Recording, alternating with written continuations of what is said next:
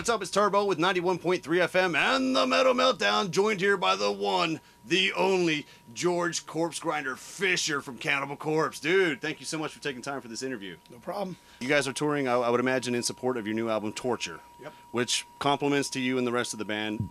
Fantastic album, as far as, you know, especially in the death metal category. What have you heard from people, and how do you feel about the record in general? Well, I mean, yeah, we've been playing, we've been doing about 6 new songs a night. And, there's been a lot of good reaction as far as just, watching, the kids that are singing the songs, singing the lyrics, obviously Demented Aggression and Scourge of Iron, they would know them songs more just because they've been out longer, even Encased in Concrete. But we're playing 3 other songs as well that, weren't released until the album came out.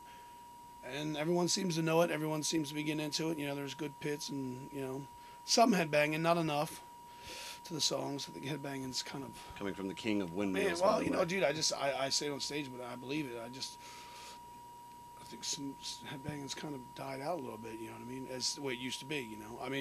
So whatever. One of them that I'm really digging on is Scourge of Iron, but on your last album, Evisceration Plague, the title track, kind of had that same slow, chunky groove to it, and your album before that, Kill, there was Death Walking Terror, there we go. So all 3 of those songs, kind of separate from the rest of the album in the sense that they're slow and chunky and menacing. Kind of tell me about that and like why there's that transition or that switch, to those styles of songs as opposed to the, super aggressive ones. Alex wrote those songs, and I think it's just, it's it definitely mixes the album up. I mean, we definitely have always been known as a band that we have fast songs, obviously Blast and whatnot. But we have some songs that are kind of mid-paced, mixed with some speed, and we figured, I'm sure that was his mentality writing the songs, is let's see what we can do with a song that's based mostly slow. For the most part, it's more like a fucking, tank rolling over your house or something, you know what I mean? I think those songs, they work well, especially like, in Europe we were playing Demented Aggression and going into Scourge of Iron. And when you go from one extreme to the next, I think it works really well, you know what I mean? And Scourge is definitely just bone crunching, whereas Demented is just, just, punch you in the face speed, I like to every once in a while have some songs like that.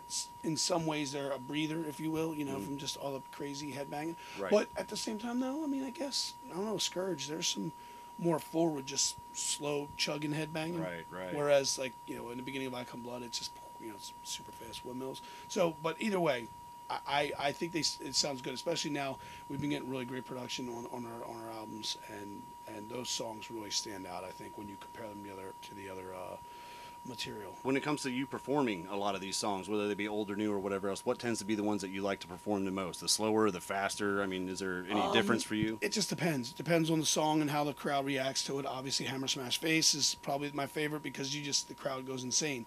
End of story. When you announce a song, everybody says the song with you, and as soon as it kicks in, everyone's slamming, banging their heads, diving.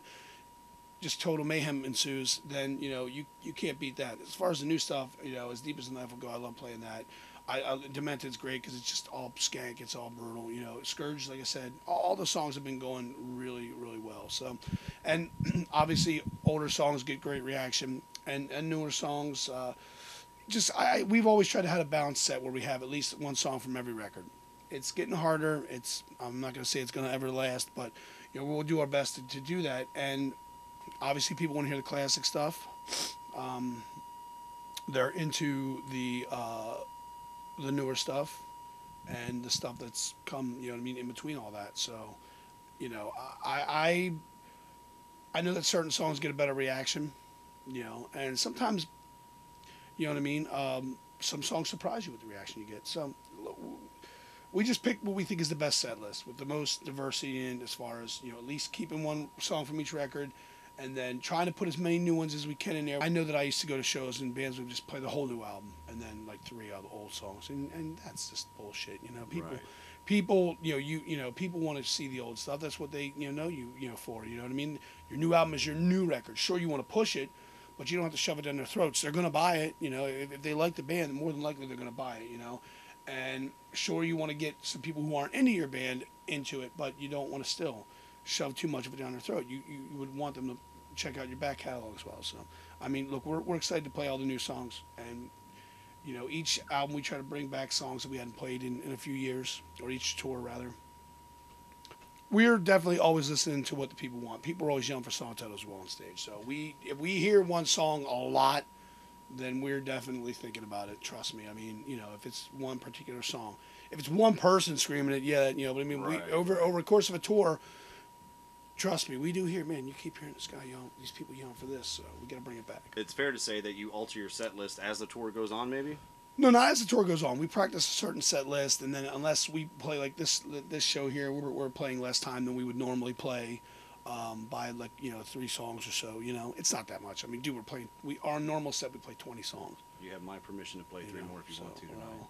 Well, guess what? Whatever that's worth. Well, it's not like, you know, I mean, Right. it is what it is, but sometimes it's pretty good to get a little break from playing, you know, an hour and 20 minutes or an hour and a half to you know, an hour and 5 or an hour and 10. Sometimes, man, and we're near the end of this tour. Sometimes it's like, yeah. Corpsegrinder, Turbo's Metal Meltdown on 91.3.